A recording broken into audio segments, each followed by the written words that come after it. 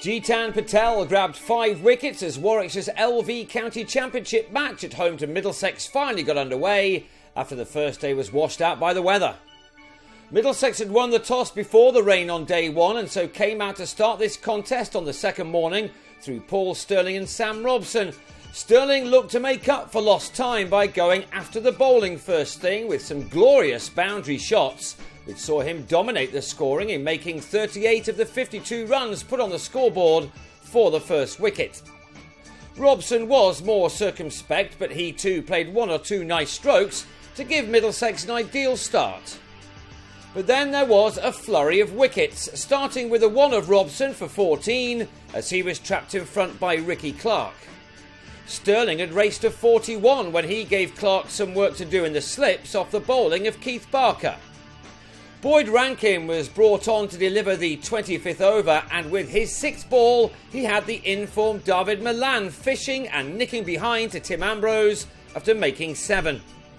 There was also a wicket in his first over for Patel, just a couple of deliveries after Milan was out in fact, as Nick Compton was adjudged to be LBW on 18. That left Middlesex, who began this match 30 points behind the leaders Yorkshire, who they play next, on 80 for 4. Neil Dexter and James Franklin were at least able to bring up the 100, only for the latter to let a straight ball from Patel clatter into his stumps after making 8. When John Simpson was then legged before to Barker for a single, the total had slipped to 114 for 6, all 6 wickets falling for only 62 runs. This was not what the visitors would have been hoping for against a side which has just lost its way in recent weeks. Warwickshire were now held up at least by Dexter, a man who came into this game on the back of an excellent century in the win at Durham.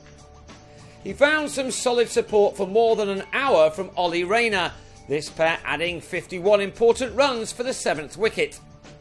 The partnership was ended as Rayner on 24 offered Varun Chopra some catching practice off the bowling of the returning Chris Wright. So Dexter was left to get as many runs as he could with the tail, and a misfield allowed him to get the single he required to get to another 50, this one being made off 103 deliveries, from which the all-rounder had found the boundary on 5 occasions. Alas for him, he was soon on his way after tea, turning a ball from Patel into the hands of Chopra, who'd rightly placed himself at leg slip. Dexter departed for 53 at 174 for 8. That became 184 for 9 when James Harris was very well held at short leg by Sam Hain as the off-spinner Patel grabbed his 4th wicket of the day. There followed a break for the light and rain, and when the players returned, Toby Rowland-Jones helped his team to a batting bonus point by getting beyond 200. He and Tim Murtagh had added 22 runs for the last wicket when the latter drilled Patel to Barker at mid-on, the bowler ending with figures of 5 for 59 to help reduce Middlesex to a total of 207. Yet another shower meant that there was a slight delay before Warwickshire began their reply, and when they did, Rayner, on as early as the 5th over, struck with his first ball to have Ian Westwood taken behind down the leg side for 7.